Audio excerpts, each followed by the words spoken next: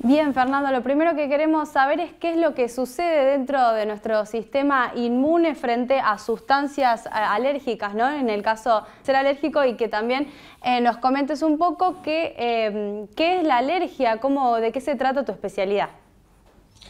Bueno, las enfermedades alérgicas son un grupo de enfermedades habitualmente crónicas, muy prevalentes y un problema de salud pública importante porque tienen un alto costo sanitario, ya sea en consultas, métodos de diagnóstico y tratamiento, y una afectación de la calidad de vida de los pacientes. Y como para saber la magnitud que hay de estas enfermedades alérgicas, en Latinoamérica aproximadamente un 20% de los pacientes en forma global padecen algún cuadro de alergia. La alergia en sí constituye una respuesta exagerada del sistema inmunológico a ciertas sustancias que para el resto de la gente son totalmente inofensivas. Esos elementos a los cuales responde en forma exagerada el sistema inmunológico se denominan alergenos. Y esos alergenos pueden ser alergenos que están en el aire, alergenos alimentarios, medicamentosos, insectos, etc. Son muchos. Bueno, ¿cuáles son las enfermedades alérgicas más comunes y cuáles no? Bueno, dentro de todas las enfermedades alérgicas, las más comunes son las respiratorias. Y dentro de la respiratoria, el asma bronquial y la rinitis alérgica se llevan una gran parte de ellas. Pero obviamente hay enfermedades alérgicas a nivel de la piel, como la dermatitis atópica, la alergia alimentaria, que puede comprometer tanto la piel como el sistema digestivo, la alergia a insectos y numerosas otras que se presentan en menor frecuencia. Bien, en estos tiempos, ¿cuáles son las consultas que más recibiste sobre estas enfermedades? ¿Cuáles fueron? Bueno, el aumento de la cantidad de consultas que se dan en esta época son secundarias fundamentalmente a la contingencia y coyuntura de las infecciones de tipo viral que hay. Esas infecciones de tipo viral son el principal desencadenante de recaídas a nivel de la vía respiratoria.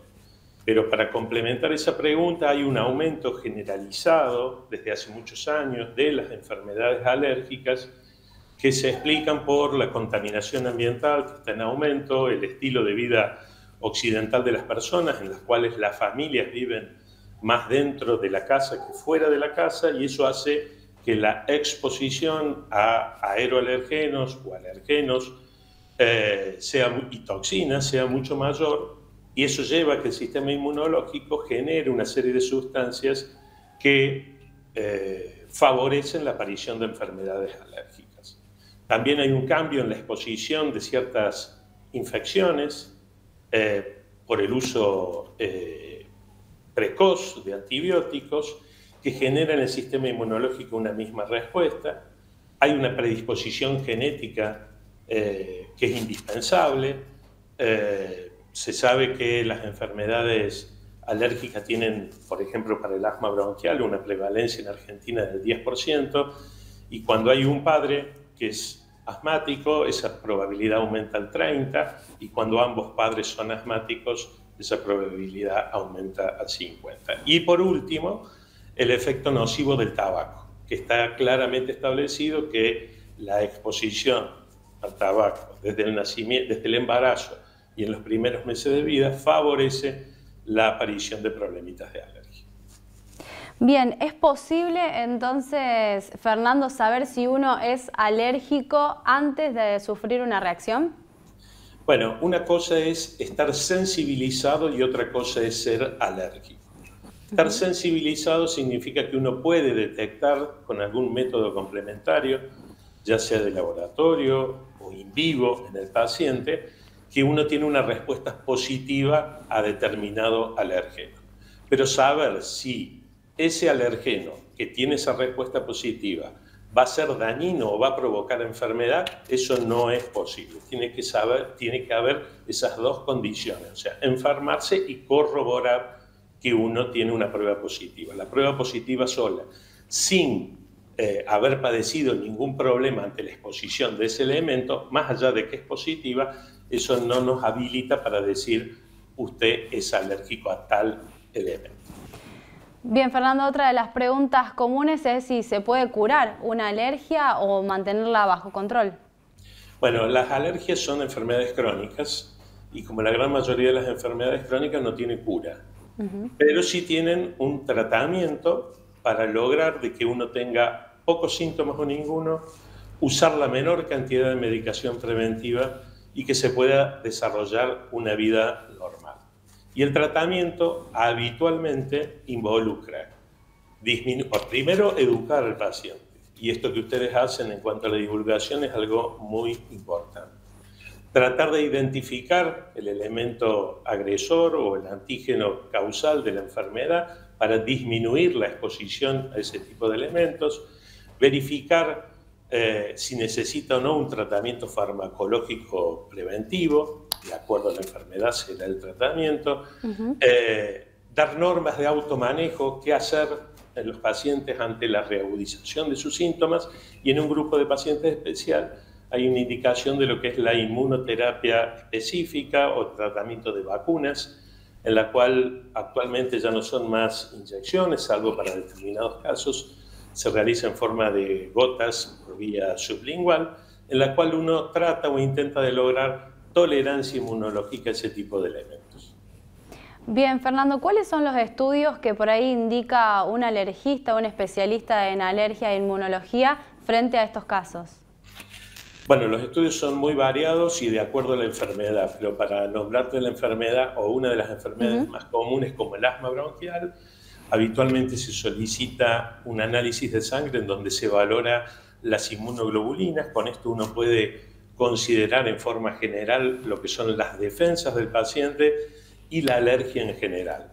Unas radiografías en donde uno habitualmente ve lo que es la estructura de la vía respiratoria y posteriormente dos estudios más especializados, uno que se llama testificación, en el cual se colocan en el brazo una serie de antígenos mediante un sistema de prick test, que es una mínima incisión a nivel de la piel, se intenta lograr se intenta ver la aparición de ronchas que nos indican la positividad y su ausencia, la negatividad a ese tipo de elementos. Y por último, pruebas funcionales a nivel del aparato respiratorio, como es la espirometría computarizada. Bien, Fernando, sabemos que trabajás con niños también. Una de las preguntas es cuáles son las consultas que te realizan los padres sobre las alergias en los niños. Bueno, por lejos la consulta más frecuente a nivel de pediatría es el niño que tiene sibilancias, el niño que se le cierra el techo, el niño que hace broncoespasmo. Y los padres lo que tienen que saber es que broncoespasmo no es sinónimo de asma. El 50% de los niños antes de los 3 años presenta algún episodio de sibilancias, en la mayoría de los casos relacionados a infecciones virales, y de ese 50%, solo 1/3 de esos pacientes van a persistir con sibilancias a la edad de 5 o 6 años, y ese es el porcentaje de pacientes que probablemente tenga un nexo alérgico, su etiología, y pueda llegar a llamarse asma bronquial. Bien, ya por último quería preguntarte cuáles son las recomendaciones que podrías realizar desde la parte médica, ¿no? En estos tiempos también de frío y en general también todo el año. Bueno, para prevenir las enfermedades alérgicas hay mucho debate en relación a eso y dentro de las cosas que uno claramente tiene probadas, uno debe estimular en los niños la lactancia materna exclusiva hasta el 6º mes y tratar de prolongarla lo máximo posible. Se ve un efecto protector para el desarrollo de enfermedades alérgicas, disminuir la exposición a alergenos fundamentalmente intradomiciliarios, que eso cuando uno logra el diagnóstico siempre es muy claro y habitualmente se lo da por escrito al paciente. En tercer lugar, evitar la exposición al humo del cigarrillo. Esto es algo muy, muy importante, tanto en forma activa como pasiva, desde el embarazo, y sacar de la cabeza el mito de los padres, fundamentalmente de los pacientes, que creen que fumando fuera de la casa es como si no fumaran. Eso es algo muy importante de concientizar a la familia que el cigarrillo tiene un efecto deleterio en la salud de los niños fundamentalmente. Y por último, mantener un carnet de vacunación al día, completo. Tenemos uno de los esquemas de vacunación a nivel de la República Argentina mejores del mundo, y fundamentalmente en esta época del año para 3 patologías: gripe, COVID, y recientemente se ha incorporado en las últimas semanas del embarazo la vacuna para el virus sincitial respiratorio en las madres, para prevenir la bronquiolitis en los chicos que tienen una influencia claramente negativa en cuanto a la salud respiratoria. Bueno, Fernando, muchísimas gracias por tu tiempo y por brindarnos esta información tan valiosa. Bueno, no, gracias a ustedes, a su disposición. Hasta luego.